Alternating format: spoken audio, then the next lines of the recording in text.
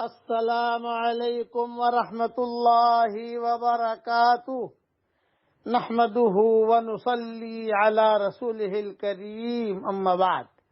آج کا سبق سن لیجئے۔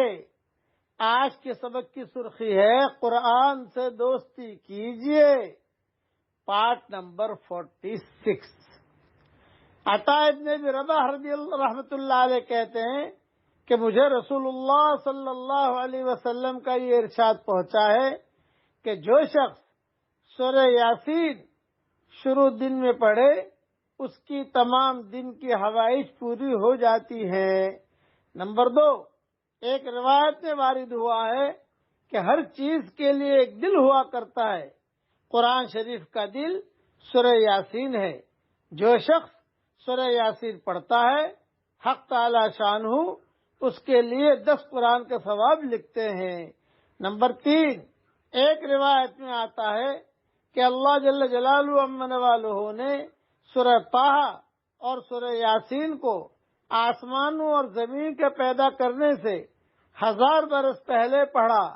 جب فرشتوں نے سنا تو کہنے لگے خوشحالی ہے اس امت کے لیے جن پر یہ قرآن اتارا جائے گا، اور خوشحالی ہے ان دلوں کے لیے جو اس کو اٹھائیں گے یعنی یاد کریں گے، اور خوشحالی ہے ان زبانوں کے لیے جو اس کی تلاوت کریں گے۔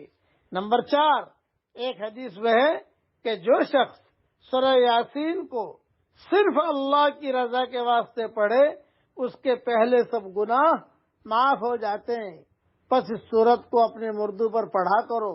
نمبر 5، ایک روایت میں آیا ہے کہ سورہ یاسین کا نام تورات میں معمہ ہے کہ اپنے پڑھنے والے کے لیے دنیا اور آخرت کی بھلائیوں پر مشتمل ہے، اور اس سے دنیا اور آخرت کی مصیبت کو دور کرتی ہے اور آخرت کی ہول کو دور کرتی ہے۔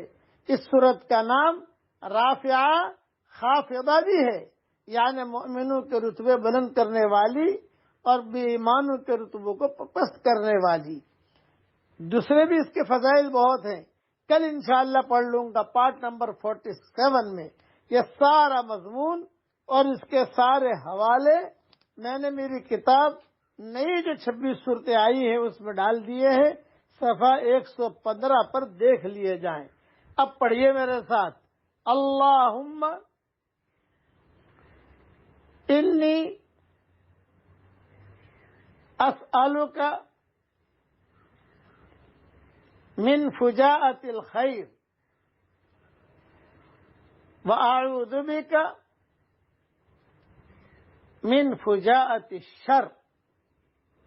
اے اللہ اچانک کا خیر مجھے عطا فرما اور اچانک کے شر سے میری حفاظت فرما۔ آمین۔ وآخر دعوانا ان الحمد للہ رب العالمین۔